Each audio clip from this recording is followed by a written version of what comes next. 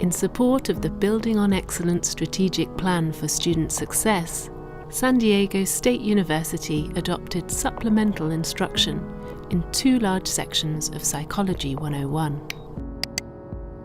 Here are the outcomes from the 2015 pilot program. My Psychology 101 class is one of the first classes the students take here at SDSU. I teach 1,000 students each semester. That's 2,000 students a year. It's a really big challenge for students coming here, especially if you're a first-generation college student. You don't even really know how to navigate to get help. My first impression of the class Psych 101 was that it felt like an amphitheater, and so it was just kind of funny to walk in there and be like, wow, this is a classroom.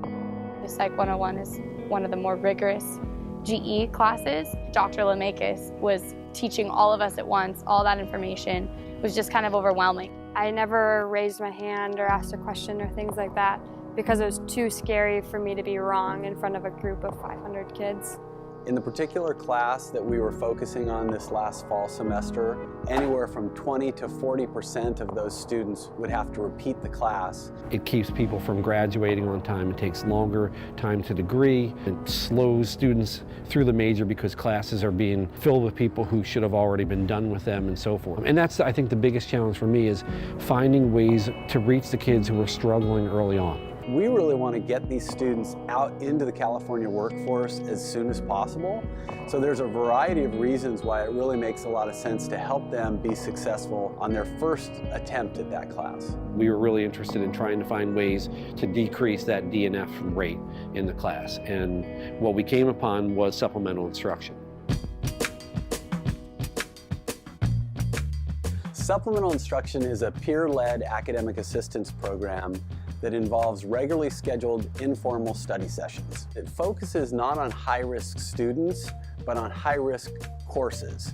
We recruit students who've done well in the class previously to take that class a second time. We pay them to serve as model students, to attend the classes, to take notes, and then they provide these informal study sessions.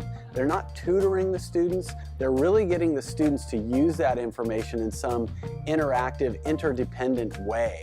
It's essentially a facilitated study group. It gives them an hour and a half per session more contact with the course content.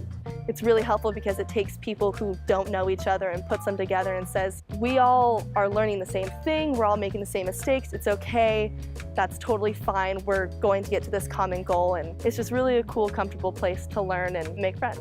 The students that I knew were coming to SI consistently learned not just psych as a subject, but study skills and time management skills that helped them be better students.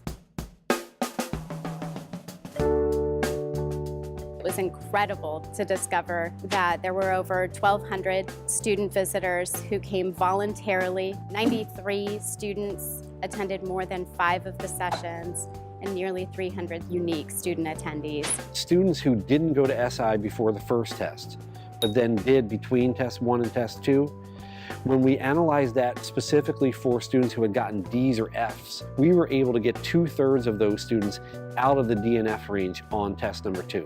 That was the most surprising part because generally D's and F's on test 1 mean D's and F's on test 2. That consistency has been there for years and years and years, and this was the first time where I really felt like for those students who struggle to that level, to move them out of the DNF range is pretty significant. In the second semester of SI, we've expanded the program to include linear algebra and intermediate accounting to other high challenge courses. And one key element that SDSU has brought to the SI model is use of technology to track student participation and solicit student feedback in real time. And this effort has allowed us to assess, share, and refine our efforts more effectively. As we look to scale up supplemental instruction, I think it's really important that we continue to gather data and analyze that data to inform our improvement strategies, and also to be able to report back to the stakeholders here on campus about how it's going, where we're seeing impact, where we may be struggling, and continue to use that data to refine our approach over time.